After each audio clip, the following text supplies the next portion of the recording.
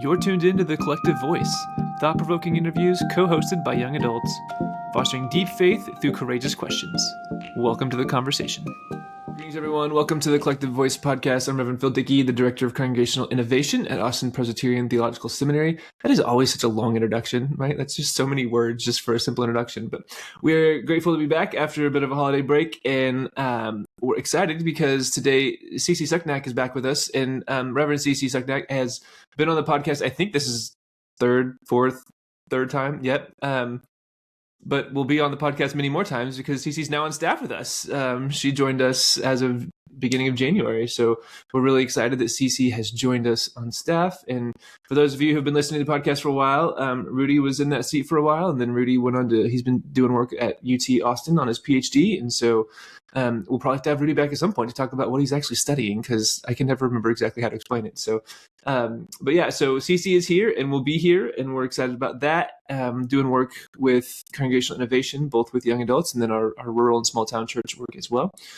And so CeCie, feel free, for those who have missed your first two episodes, to just give a little bit of an introduction on who you are and what you're doing and what you have been doing. And then I'll let you introduce our other guest for the day. Sure. I'm CeCie, and I'm an ELCA, Evangelical Lutheran Church in America pastor, ordained in October of 23. I was serving a small congregation just on the edge of the Texas Hill Country in Spicewood, Texas, for 2 years as their solo pastor, as well as coordinating and facilitating and leading Gather Austin, a young adult group that I founded in December of 2022. And Gather is actually how I know our guest, Owen. Owen Copps is a seminary student at the Seminary of the Southwest here in Austin, but we have known each other for, 1-2 years now, when Owen used to be in Pikes Peak, Colorado Springs, Colorado, at Gather Pikes Peak as one of the co-leaders. But you might have heard ELCA Gather Network, Seminary of the Southwest. That's an Episcopal seminary. Owen is Episcopalian, but one of his passions is ecumenical relationships, and he brings a lot of gifts to that, to young adult ministry as well as all ministries. He's a ski instructor, deep and just faithful human being, servant-hearted, and I think wise and justice-oriented. So we're excited for Owen to be on the podcast. And I don't know, Owen, do you have anything I missed that you'd like to say to introduce yourself? No, thank you for that kind introduction, CeCie, and thanks for having me, Phil, CeCie. And yeah, you hit skier, which, as long as skier gets mentioned, that's the most important thing. Because last year, right, for at least 6 months, I don't know exactly the timeline, Owen was a ski instructor, ski something, up in the mountains in Telluride, Colorado, and probably a great place for him to have been before seminary. Yeah, worked for a ski shop and worked for a summer camp out there, and got to live in the San Juan Mountains for a year before moving down to Austin, which is quite different than the 1,500 Yeah, God bless person. you. That's a big jump. Yeah, right? Ugh. What do you miss most about the mountains? Oh, man. I miss waking up every morning and just seeing like some of the most beautiful things I've ever seen. I would wake up in the winter, and I lived in employee subsidized housing on the mountain. And so I would wake up in the morning and walk outside onto a ski run. And so I skied, 114 days last winter. Got to, mountain bike, raft, hike, climb, camp, backpack all summer, fish. And so, everything, some of the most beautiful things I've ever seen were within like 5, 10, 15 minutes of my apartment. Okay, so I'm from a farm in Missouri. I grew up on a farm in Missouri, like 80 acres, lots of trees, and now I live in the heart of Dallas, right? Went to seminary in the heart of Dallas. In what ways was nature teaching you about faith that like is similar to and contrasting to what you're learning about faith in seminary? Yeah, no, that's good. I think it's so interesting because I interact with the divine and nature in different ways, whether I'm with people or when I'm alone. When I was in Telluride, I spent a lot of time in nature with people, And I think what happened when I spent time in nature with people is like just like joy and fullness came through. Like, you know, skiing with buddies or on a backpacking trip with friends or, you know, rafting. You know, you come down like on a little pack raft, you come down a class 3 rapid, which isn't that big, but like, you know, you nail it and then you turn around, your buddy's right there and he nails it. And like, it's like the best, like it's the most joyful thing. And then before I was in Telluride, I was in Colorado Springs, and Colorado Springs was a lot of beauty as well, but I spent more time in nature alone when I was in Colorado Springs. And I think that like facilitated like a lot of rest. It facilitated a lot of like reflection, and, you know, kind of solitude, and stillness. And so, I think, you know, based on who I'm with or where I'm at, nature can facilitate, you know, different ways God can speak to me. What's that look like now at seminary? Are you finding both kind of the same things where you're like surrounded by people in classes and learning together, but also an individual kind of aspect to it too? Yeah, it's interesting. It was, you know, first off, it was just like disorienting, to start in August. You know, when I left Telluride, it was 42 degrees the morning I woke up, in my 1,500 person mountain town. And then like, you know, I get to like Amarillo or whatever, and I get out of my car and it's like 9,000 degrees. And then, you know, I get to Austin and I've got like 2 bikes on the back of my car. I've got all my windows covered. Like I can't see anything. I'm in traffic. Like, I'm like, what am I doing? I'm sweating. Like it's all crazy. Right. So it was very disorienting at the start. And so, I found myself like trying to do what I knew to do. Right. Like, so I play a lot of beach volleyball. And so I found places to play beach volleyball here. And there's a lot of volleyball here. You know, I know that I like mountain biking. And so I, you know, found some places to go mountain biking and, you know, trying to get out, trying to meet people. It's easy to meet people within the seminary. You know, I spend a lot of time with these people, and also like I try my best to get out into the community as much as I can and meet people off campus as well. And what Owen's not saying is that he already knows everyone in Austin. As someone who like is friends with Owen, so get to see Owen on like a Friday night or a Saturday night, it's, hey, come out with my buddies, and all of a sudden it's a crowd of people. Right. And more just keep piling on. Like, so are these seminary students? Oh no, this is someone that I went to college with who now lives in Austin, or someone that was from Gather Pikes Peak who now is back in Austin. So I see Owen really as a community creator. And I'm sure that was true in Colorado Springs and in Telluride. And it seems that way here in Austin from at least the glances I get into your life. But I also know the struggle of having community all over the place, right? You're from North Carolina. You went to school up in like Boston area, right? And then I don't even really know how you got out to Colorado, but that was such an important place for you. And now you're here. Is your community spread all over? How's that feeling in this place as you're building a new community, but you also have roots elsewhere?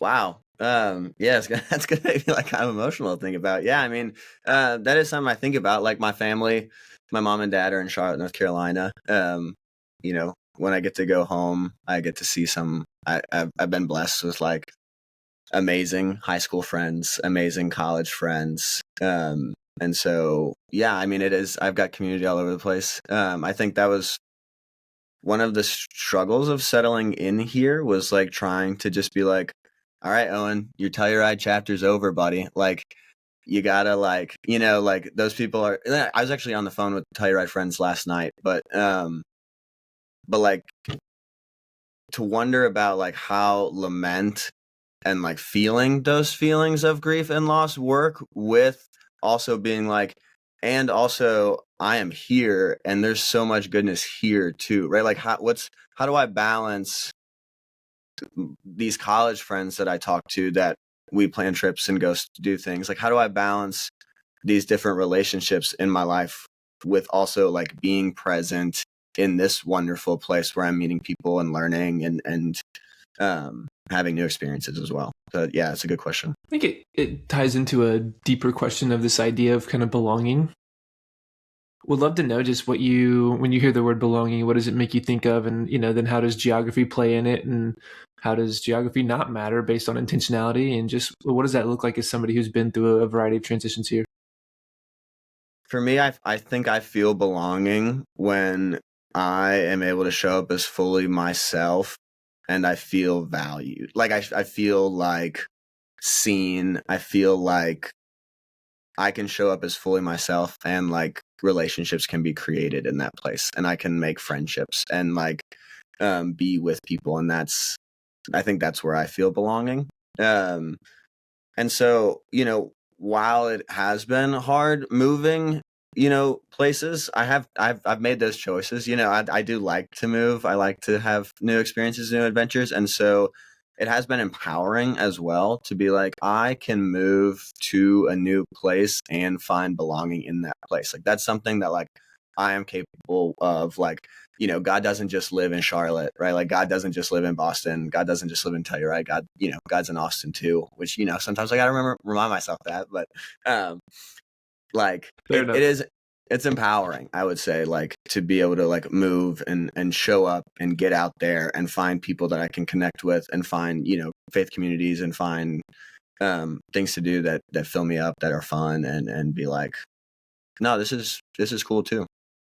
Being in the same context with you, Owen, through Gather here in Austin, we have had a big transition year in 2025 with Gather. We had a number of people leave our community, including my former co-leader, Joel, who is up in Eugene, Oregon, doing a seminary internship, who I also think we should get on the podcast. Shout out, Joel. Soon. Yeah, shout out, Joel. We love you. And so my new co-leaders are amazing, and we're meeting tonight, which I'm super excited about. And they bring so many unique gifts. And they're like people who are in lay jobs. Like one is a teacher and one is a full-time college student. And so I have felt the difference when you are in our midst at Gather, bringing more of that pastoral persona presence. The same thing with some other friends in ministry who wear that hat too, like Taylor. And I was talking with my husband, who was like, I like jiving with Owen one night. And he's like, and it's really nice to have that. And so not only do I think you seek belonging, but you help create belonging where you are. And all of us do that, right? And some of us do it more naturally or have practiced it, and probably moving from place to place to place, you've picked up some tools and skills. You're not afraid to like go find people to play sand volleyball with here in Austin. Whereas I might be a little bit more afraid to like walk up to a group of people who are playing that and be like, hey, can I jump in here? So for like the young adults in our audience who might be listening, who might be having your experience, just move to a new place, looking for a faith community, looking for a way to get involved to find that sense of belonging. Do you have any suggestions, things that have worked well, or maybe like things to avoid, things that have not worked well?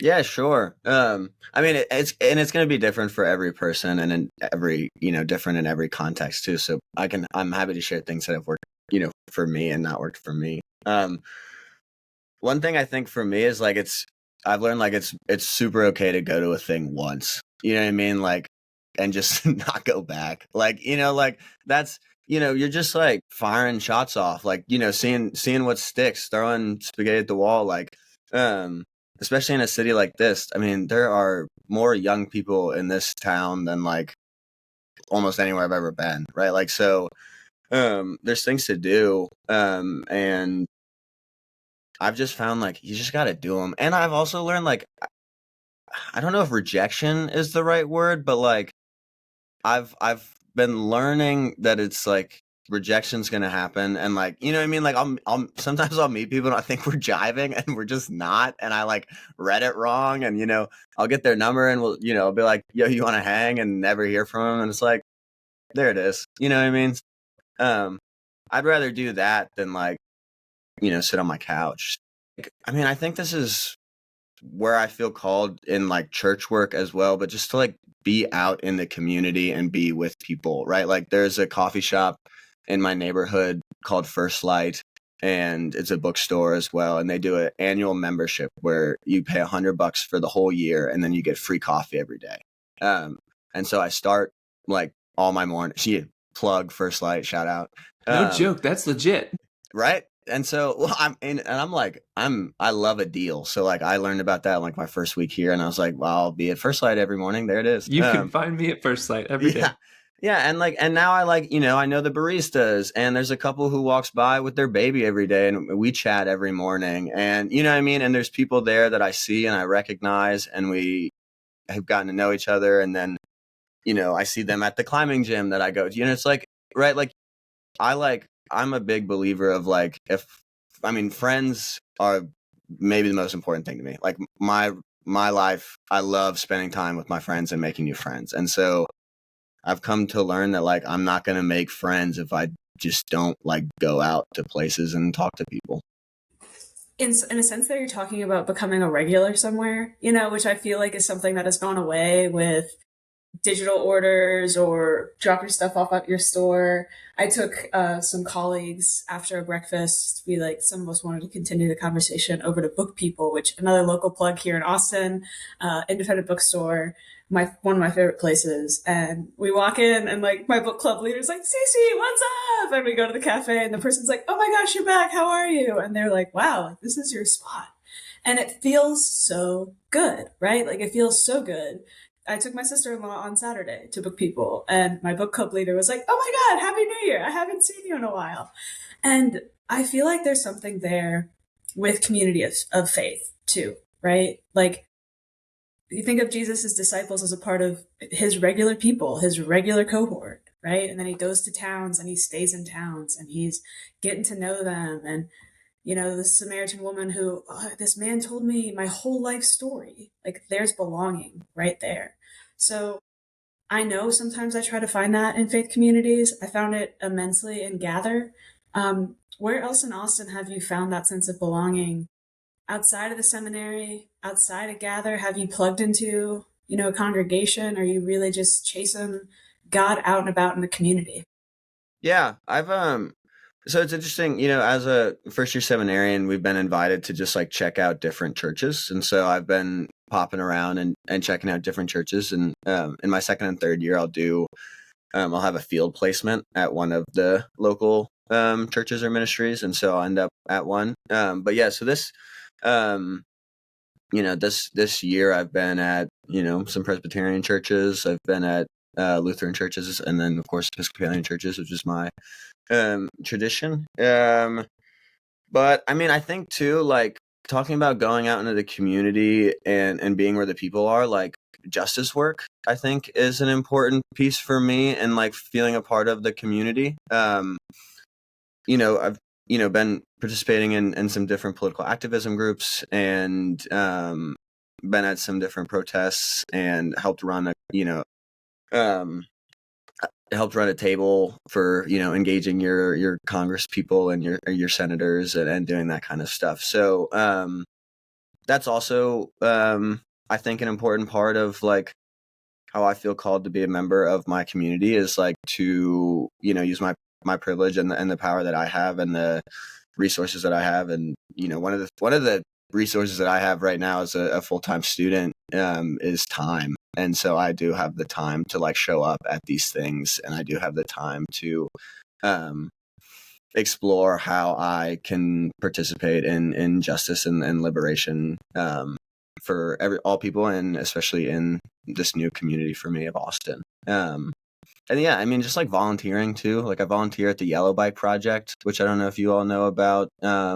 It's a bike co-op. So in December, we helped give away like 60 bikes to children on the east side of Austin. And like talk about feeling a part of a community. When you hand a kid a bike and they like go crazy, like that made me feel connected to this kid who I might never see again. You know what I mean? So it's just like,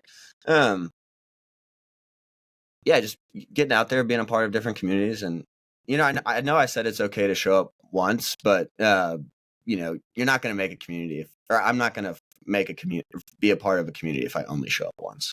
I think it's interesting though, because sometimes you talked about vibes also, right? Sometimes showing up once you can get a vibe. And so I think, especially when thinking about faith communities, particularly, like when sometimes you show up, you walk into a faith community, you're like, nope, this isn't going to be it, and like one, I think that's permission giving, right? Sometimes you just don't click, and that's okay.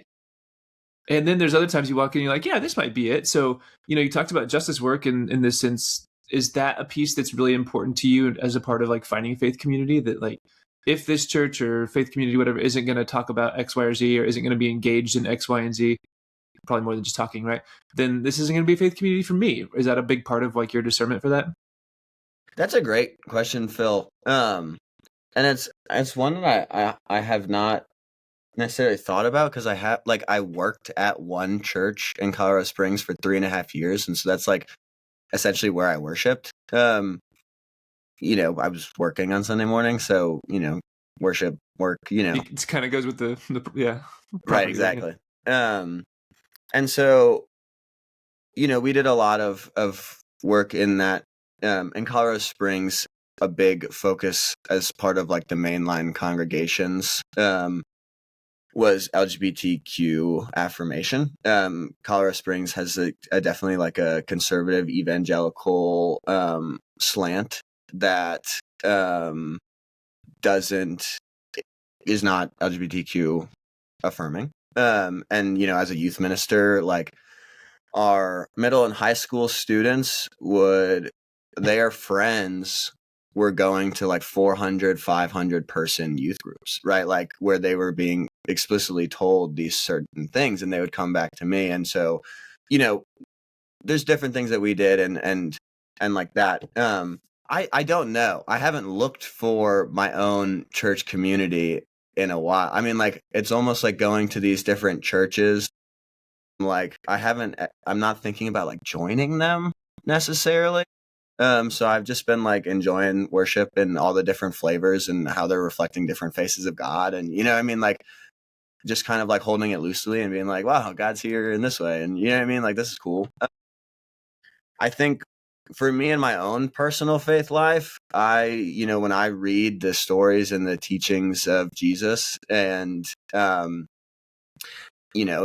think of like stories from like Matthew 25 when he's like, we're going to separate the sheep and the goats, and like, the sheep are the ones that, fed the hungry, welcomed the stranger, visited the prisoner, and when you did it to least of these, you did it to me. Or that's a terrible paraphrase, but right, like there's certain, I think it works. You did it right. Right, there's things in the Gospels that speak really clearly to me, and how I read them in a way that says, hey, Owen, I'm calling you to be a part of this work in the world.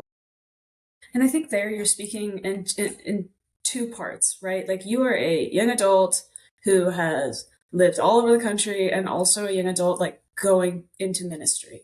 And there's a very different dynamic in terms of when you are on staff at a church, when you're in seminary, and like you're almost on a clock. You got your first year where you can worship wherever you want to, but second and third, you're doing a field placement. And then, God willing, you're out as a priest or whatever the first. I know the Episcopalians have different language for the steps, right? I don't know what they are. Sorry. But as a person who has been a intern in a congregation, has been a pastor in a congregation, like you don't choose where you worship, right? You're called where you worship. And so maybe your church that you do your field placement in here in Austin, maybe you get to work with campus ministry. They're going to be able to speak to these issues of justice in ways that the church I served out in Spicewood, I could not. And that's just the reality. And it's really lonely in some ways, right? To lead in a church means that you're not worshiping the same way. So that's one piece. And the other piece is transitions, right? Young adults are always moving out and about. So how do you get plugged into a congregation if like you have a job that you might work here for a year, or you got a friend who's fully remote and is now fully remote here in Austin, but could move wherever he wants to move. And it's hard when you feel that way on a clock, when you show up single and then people bombard you like, oh my God, who are you? You didn't save our church. Right, exactly. Does any of that resonate, or do you see your friends going through those similar experiences? I think one of the the things that gives me like a twinge of sadness when I visit some Episcopal churches, some Lutheran churches, some Presbyterian churches, is that when I sit down in a pew and I don't see many people that like look my age. And that's all work that we're all dedicated to, right? Like, and I think an important part of my call as well to figure out what's going on there and make welcome young adults into our parishes or maybe go out and be where young adults are, right? But I think that's something that leads me to gathers, right? Like leads me to Gather Austin, right? Like CeCie and the leadership team led a dinner church, thing this fall, which like, us Episcopalians were pretty stingy on our liturgies. A dinner church wasn't something that I had experienced within like the structure of an Episcopal gathering before. And so to be able to worship like in community and like be worshiping while there's richness of conversation and a meal being shared, and it's all like wrapped up in worship, like, and it's all is done with like 15 to 20 young adults who I might have known 3 or 4 of them, but like I'm getting to know people. I mean, it was a very beautiful and deep experience for me. And so like I don't blame young adults, right? Like for seeking out rec sports organizations, right? Like, or gathers, or like third spaces, right? Like, or book clubs, or like these different things where young adults a run are. club. Like just started a run club, and now there's like hundreds of young adults, and not just young adults, but a lot of young adults that go to a run club every Saturday morning. Totally. I mean, like, I think the church has something to offer, absolutely, in terms of like the life, death, resurrection, and teachings of Jesus Christ. Absolutely. I think that's all valuable. And also, God shows up in those places too, and God shows up in community. I wonder how we can, partner with that and what that looks like. So I'm sitting with that one. I know he's got me stumped. Look at that. I know, right? Well, I'm going back to this idea of, again, you're somebody who's showing up in church on Sunday mornings, and obviously you're in seminary. One question I do have for you is like, what is the long-term hope for you? Like, is it to go and be a pastor in kind of what we'd call a traditional church? And by traditional, I mean like, like a church building. Or are there ways that you're feeling called as a young adult now to expand what church looks like for people? And if so, what does that maybe look like? Yeah, totally. I think, well, first off, I think whatever I say out loud, God will surprise me, right? Shout out to that. Yeah, right. Absolutely. Right. And so, and also, I said I'd never live in Texas, and I've been here for almost 20 years now. So yeah, exactly. So, and I did read a book as part of my discernment process that invited me to think about discerning God's call in like the everyday moment, right? Like in today and tomorrow. I had some hangups in starting my formal discernment because I like couldn't see 30 years down the line. I couldn't see, like, I was like, what is my specific call for the rest of my life? And I was invited by this book to say, like, our call as discerning people is to take the next faithful step. And so, with all that being said, I think my next faithful step is to, try and learn some stuff in seminary. And I think I'm learning a lot. And also, I can't separate that from my experience as a lonely young adult in Colorado Springs and someone who was found a gather, right? Like found Gather Pikes Peak and found Christ-centered community that like gave me so much life. And so that was not, so that did a couple of things for me. One, like, made me wonder about how I can participate in that kind of ministry. How can I participate in ministry for college students and young adults? Because, at my university as well, we didn't have, well, that's not true. We had, some progressive and more mainline campus ministries, but none that necessarily spoke to me. And so I would love to be a part of ministry to young adults, to college students. I would love to be able to do ministry across ecumenical lines. I think it makes God sad to see us divided on, such small things, right? Like, I mean, the Episcopalians and Lutherans, we're in full communion with each other. Like, break it down, baby, break it down. Like, so, I don't know. And that's probably an uninformed take. We might have to edit that one out. But anyways, that's welcome here. That's welcome here. Okay. Right, I think it should be the title of the episode. Break it down, baby. Break it down, baby. Oh, good gosh. It's been 30 minutes. Destroying denominational boundaries with Owen Copps. Yeah. I've been on the mic too long, guys. But no, I mean, I am serious though. I do think, especially and it's just a reality of our mainline denominations is I tried to start a young adult ministry at St. Michael's in Colorado Springs, and it was fine. I mean, we'd have 2 people one day, and then we'd have 8 the next, and then we'd have 3, and then we'd have 12, but it's just, it was a lot of work. It was all on me. It was inconsistent. It wasn't, it was on top of the full-time job I was already doing. You know what I mean? And so when I found Gather, we got to partner in ministries. We ended up with 6 churches who were helping fund us. We had, 2 Episcopal churches, 2 Lutheran churches, a Methodist church, and a UCC who were supporting our ministry. And with that support, not only financial support, right, came people, right? One of our co-leaders was the only young adult at his church, but a very small church, but the pastor we had made a connection with, and told them about Gather. And so when that young person came into their church, this pastor was able to be like, hey, we're a very small church. You're not going to necessarily find young adult community here, but how we do our young adult community is in partnership with these other churches, which in my opinion is such a beautiful offering. It's a humble offering, right? It's an acknowledgement that our churches, we might have 2, 3, 4 young adults. And if we want to love them well, I think that we partner with people. It's not admitting failure or defeat, or even it is naming your limit, naming your boundary, but also offering the gift of, if that young adult liked that worshiping community, which they do. We pick churches for different reasons. My ideal church might be different than Owen's ideal church, than Phil's ideal church. And so what a gift it is in Gather that I could go to the high church, super liturgical, organ, full choir, and Owen could go to the small congregation with 20 people and a guitar. And I'm going to go to the church out in the wild. Right, exactly.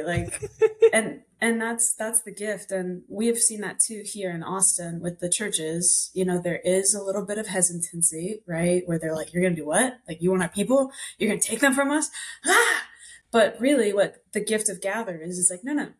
We support the ministry you're doing, and you support the ministry we're doing, because we're not every Sunday morning, we want our people to come together. No, we want them in your congregations. But when they come to Gather, they get filled so that they go back out, so they can be the only person in their parish that looks like them. Because they know once, twice a month, they get to be with this collaboration, networked group of people from across churches. And then they lead in the congregations too. I don't know how much y'all saw that. And I know Sam was on staff at a church and you were on staff at a church, but our Gather group has so many young adults who are on council, teaching Sunday school, leading in the worship band, on the Synod level council. And I feel, maybe I'm biased, shameless plug for Gather Austin, but I feel like it's a space for them to be filled so that then they can go back out to serve. That's what I've experienced. And it also gives them a space to be in intergenerational connections, right? Which is the piece that I think a lot of young adults that we've been in conversation with say, you're in college, you're just surrounded by college students, and then you graduate out and then you're with your work friends or work people, people you are in community at work, but there's not always a lot of space for intentional intergenerational community and even sometimes a mentorship kind of relationship. So will you talk a little bit about what you've found in terms of intergenerational connections through faith communities and or beyond? Yeah, absolutely.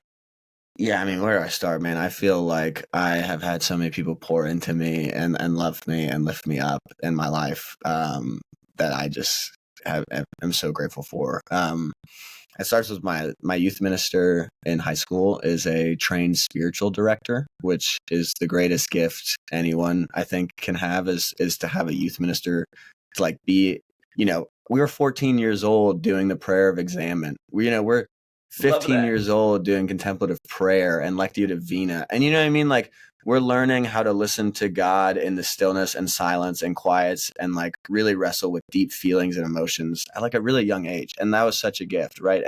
And she's a person who is still a huge part of my life.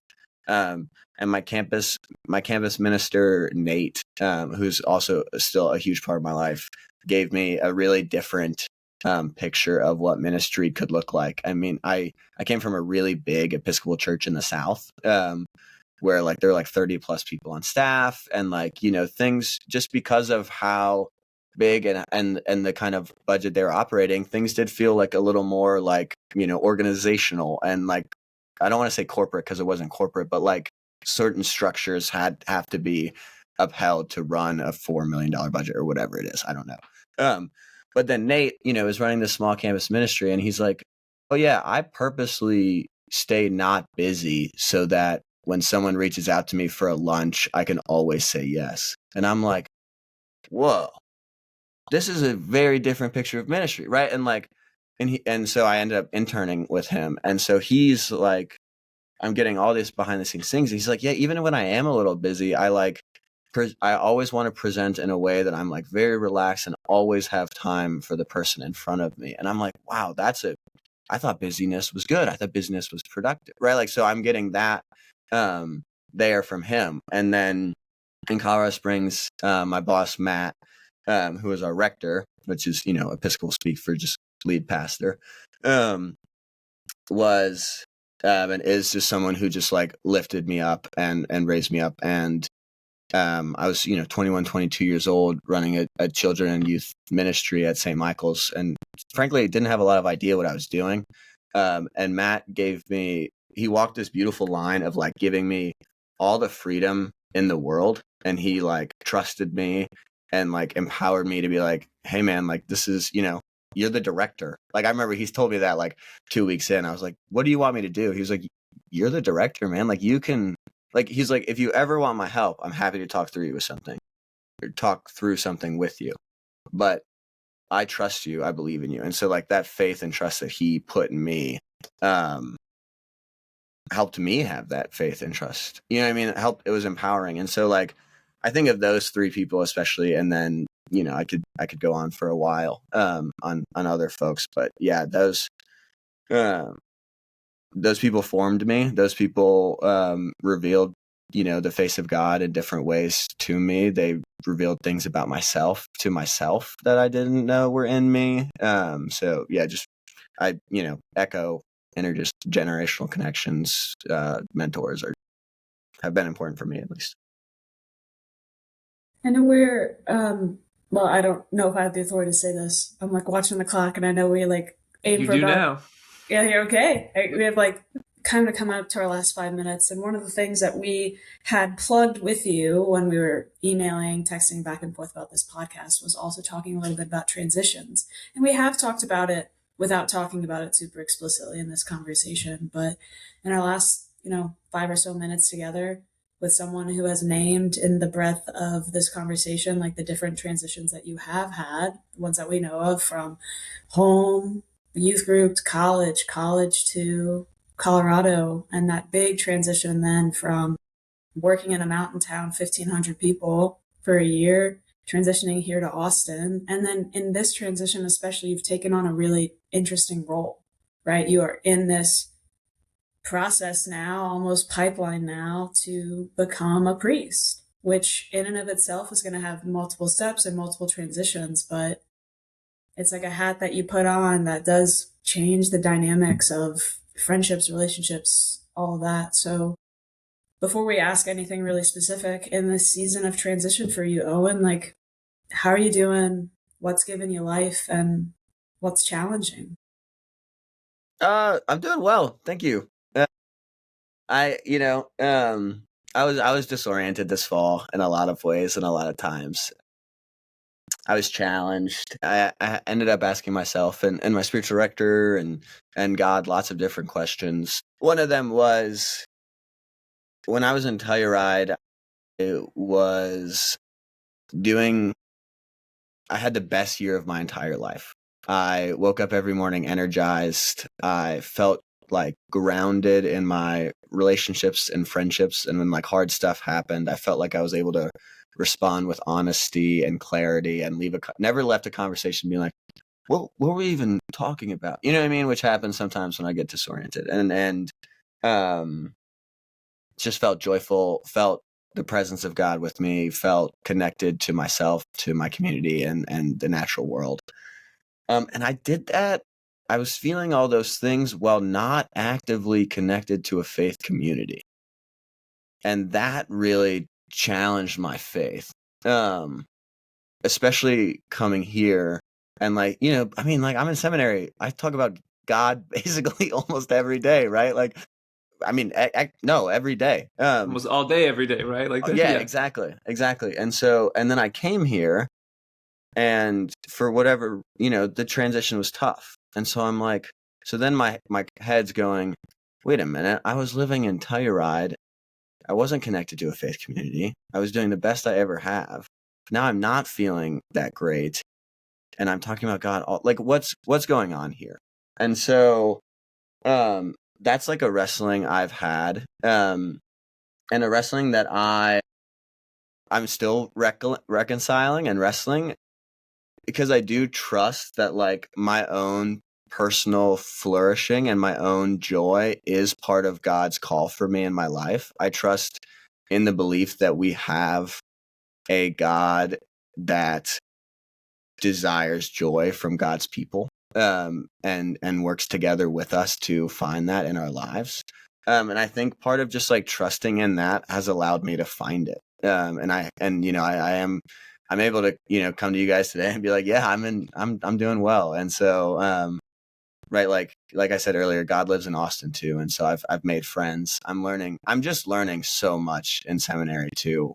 Frankly, I don't have a master's level or anything I've never taken college classes on theology or the Bible or anything. So I'm just learning. And so, finding a lot of gratitude in that and wondering how that experience that I had in Telluride will inform where I live, how I live out God's call for me, in seminary, post seminary, and whatever comes next.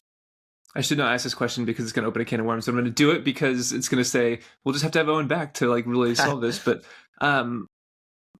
is there like a question or a big curiosity or like a theological concept that you have just been really wrestling with and you're like, maybe seminary will help me solve this, or at least like maybe solve's the wrong word, right? At least come to a better understanding or grasp what this is for me.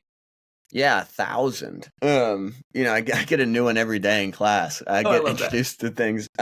There's one just kind of related to what I was just talking about though, is like I'm trying to figure out, or maybe trying to be faithful to, or trying to wonder about how I even understand call. Like, do I believe that God has a specific call for me in my life every day, or like a more broad one, or is God calling me to be a certain kind of person and then that will show up wherever I end up showing up? Or, so I'm trying to wonder and be faithful to what does it even mean to think that I am a person and we are people that all have some sort of call, that God has some sort of desire for us to not only be in relationship with God, but be in relationship with the world and God's creation. And so, I'm wondering what that might look like. Owen, thanks for your time. Thanks for your willingness to just come on and join us here and be vulnerable and share openly. And we just wish the greatest for you as you explore seminary and continue to engage ministry and discern what God has for you on your next most hopeful and faithful step. Thanks for having me. Great to spend time with you both, as always. Yeah, thanks, Owen. And glad I think this is first podcast episode of 2026. So It is. You're exactly right. You're kicking the year off with a good start, and Let's do it. we're grateful for you, and grateful for you personally as a friend and colleague in ministry. So, yeah, thank you. Find Owen in Seminary Southwest if you're ever in Austin. Or First Light every morning. Or First Light. Or at First Light every morning. Or at Gather Austin. Probably So in many this options. hat too. So come say If hi. you're listening and not watching, you got to check out. We'll put this on our social media too because it's a solid hat. Right. Describe the hat real fast. I would describe the hat. Flower. I love flowers. I love clothing with flowers on them. I feel like it like shows softness. I don't know. It makes me approachable. Maybe I don't know. But then peace. I mean, it seems like a good thing. Yeah, in the heart of the flower is a peace sign, which is it's a great hat. It's a really good hat. Yeah. All right, bring your favorite hat to Owen at First Light. That's the call for everybody who's listening right now. Grace and peace, blessings to you, sir, and we'll be back soon. Peace, friends.